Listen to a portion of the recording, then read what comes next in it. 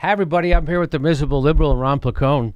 Howdy, howdy. Hola. So you remember earlier this year, we predicted where we said that what's happening now with Trump as president is that everyone's going to be paying close attention to what's happening in politics, because when Barack Obama was president, it put the left to sleep. Nobody paid attention. Well, Barack Obama's president. I'm sure whatever he's doing, it's going to be okay. I'm sure if there's a problem, it won't be that bad and whatever. It was horrible.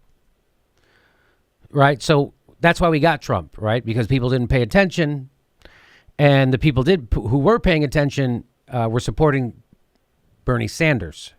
Okay. So what happened was Bernie Sanders introduced a bill that would allow the United States to re-import drugs from Canada, or to import drugs from Canada, because they're half price in Canada. Because why? Because they negotiate with pharmaceutical companies for their drug prices, unlike the United States, where our politicians are all bought and corrupted to the hilt. It's not exaggeration. So Bernie Sanders introduced the bill. 13 Republicans joined on to pass it. They were going to pass it. We're going to be able to get cheaper pharmaceutical drugs in the United States. Cory Booker, who's a Democrat, and several other Democrats jumped to the other side and killed it. He didn't think anybody would be paying attention, except we were paying attention. And so he was pilloried in the lefty press for doing that. Constantly, and on social media, pilloried, because we see through Cory Booker now, and we're not letting anybody forget about who he is. Here's what Cory Booker says now. Here he was being interviewed on NPR. Here's what he says about it. The interviewer rightly points out that voting against cheaper drugs looks bad. You know that optics matter, and you yourself have faced some criticism for taking donations from drug companies. Last month, you suggested you might give some of those back. Have you done that? Well, we've put a pause on even receiving contributions from pharma companies because it arouses so much criticism, and just stop taking it. That's why you stopped taking it, because it arouses so much criticism, not because it means you're bought and corrupted and you just got bribed, just because of the criticism. That's why he's going to not take it, you guys, because of the criticism, not because of the influence it has on him, not because it affects the way he votes, not because it makes him screw over poor people and give them none of that. It's because of the criticism. Come on. He said pause. He said pause. He is going to continue taking money from Big Pharma. He just put them on pause. That's it. He's not taking any kind of stand. He didn't say, I'm going to stop accepting money from Big Pharma. He said pause. That's all it is. We paused until I get reelected. Yeah. He's still in conversations with Big Pharma. Are you? Of course. A little bit of a passive-aggressive explanation, too, don't you think? Well, if it bothers people so much, I'll just stop doing it. I guess they think there might be a conflict of interest. You know how sensitive some people are. You know, I mean, I guess I just won't do it. Whatever. Let me go put on my pink scarf right now to show my support for Planned Parenthood. So he's going to pause. That's what it says. He's going to pause. That's right. Pause, not stop. Pause. Boy, that's inspiring, huh? Because it arouses so much criticism. Arouses. So get this, according to this article at The Intercept, which we're learning you can't trust all of them, Booker's latest move is a sign that the pressure from activists is working. Booker's latest move is a sign that the pressure from activists is working. Not only did he reverse his position on the issue, but he also has backed off of fundraising from the industry, although it remains to be seen how long this pause will last. So that's a good sign that pressure from activists is working, or at least a little. At least it's having a cosmetic effect. And here's how they conclude. It says, for now, Booker has some awfully strong words for the industry that once was among his biggest backers. Quote, we need to open up transparency and do a lot of things that a lot of these folks who are profiting off the backs of the sick are not going to like.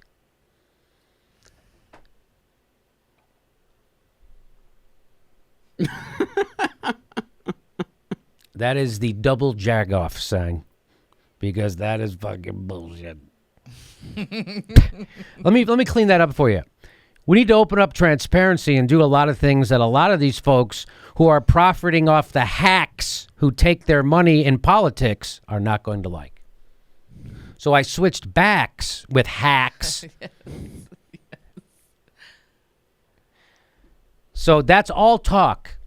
That is all bullshit. That is him telling his donors, hey, I'm going to have to talk tough about you guys now, but believe me, I'm never going to do anything. Just like the Democrats in California, Rendon, who's the leader of the assembly, who says, I'm for single payer. Well, here's a single payer bill. Gonna kill it. Gonna kill it. Not going to try and fix it. Going to try and kill it. Not going to try and pass it. Not going to try and get it done. So our entire political class is corrupted and has turned its back on the people. And that's why Bernie Sanders would start every speech by saying, it sounds like you're ready for a revolution, because we need a revolution in America politically. We need to get money out of politics. And this is pretending that money in politics isn't a problem. Is that why we're the only Western country that doesn't have, that industrialized country that doesn't have single payer? It has nothing to do with money in politics, Cory. Really? That's the only reason. Why do we pay twice as much for our health care as the rest of the world? Because of money in politics. Because you are bribed. Because you take a legal bribe, and then with a straight face, you pretend like you care about people. Anyone else besides yourself. Cory Booker is the definition of a megalomaniacal, fucking narcissistic sellout who doesn't give a shit about you. I think I mispronounced megalomaniac. It's just nothing but that guy he oozes nothing, empty need for power. Cory Booker. Cory Booker doesn't care about anybody but Cory Booker. Anybody, which is why he's taking a pause on big pharma money. Pause. I thought he was trying to protect me from the potential dangers of Tylenol from Canada. Yeah. I thought he was looking out for me. So, I mean, I think, yes, so when they say pressure from activists is working, it is having a cosmetic effect, but it's not really having any real effect on legislation yet. Yeah, I know. So look what's happening in California right now. Look what's happening. They cheated, rigged the system, and instead of putting a progressive to be the chair of the party in California, they put in a pharma lobbyist. That's the truth. I'm not making that up. And now the assembly leader, a Democrat, just killed the single payer bill. Even though he says he supports it, he says there's no way to pay for it. So you support single payer, you're the leader, and you haven't figured out how to pay for single payer. You know, something the rest of the world has figured out? But you haven't figured that out? Or you're being paid to not know how to figure it out. That's what's happening. And Cory Booker is also paid to not understand how things work. Just like Dianne Feinstein and just like Nancy Pelosi. That's why they're against single payer. Why? Because they're paid to not understand how it works. Anything else? Yeah, I just wanted to read to you. I shared this once with you. Al Franken wrote a book, and he's taken the Serenity Prayer, and he's made it his own right now. And I just want to read that Serenity Prayer. I'm writing a book about Al Franken. It's called My 80s Disappointment. What a disappointment Al Franken is. Go ahead, Steph. So he says, God grant me the serenity to accept the things I cannot legislate, the courage to legislate the things I can, and the wisdom to know the difference and the patience to explain that difference to my donors.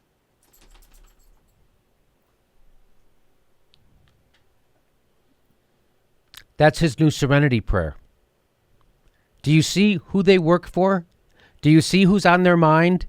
Their donors, not their voters, not their citizens, not their constituents. What's on their mind? Their donors. That's Al Franken, who everyone thinks is a real liberal because he hates Rush Limbaugh. So he will also have to be dragged kicking and screaming to do progressive things. Well, getting back to the article, I do think it's fair to say that pressure from activists is having a very positive impact. Because, I mean, if it wasn't, this pause, which even though it's likely kind of just fluff lip service for a limited period of time where he'll have this pause, but if it wasn't working, he would just keep propagating his bullshit explanation for why he voted against that bill. Yes, Ron. Yes, Ron. You are correct. Okay, so Cory Booker, I promised you when you voted against that bill and you thought no one was watching, when you voted against reimportation cheaper drugs from Canada and you thought no one was watching, I made a promise to you that I will never let anyone forget that you did that, and I will never let anyone forget who you really are. So I don't have that big of a platform here yet. We're getting there. We're getting there. We get 8 million views a month. So we're getting there, but I'm not going to let anyone forget. And when I go on other places that are bigger platforms like the Young Turks, I will also not let anyone forget. And when I go on Pacifica Radio, which is nationwide, I will not let anyone forget. So, Cory, we're not going to let anyone forget. And if there's someone who's going to primary you, we're going to help them.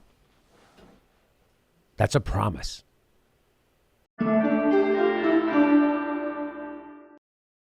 Hey, the next live Jimmy Dore show is July 17th. That's right, July 17th. That's a Monday in Burbank, California. Get your tickets right down here or go to jimmydorecomedy.com. July 17th, Burbank, California, live Jimmy Dore show.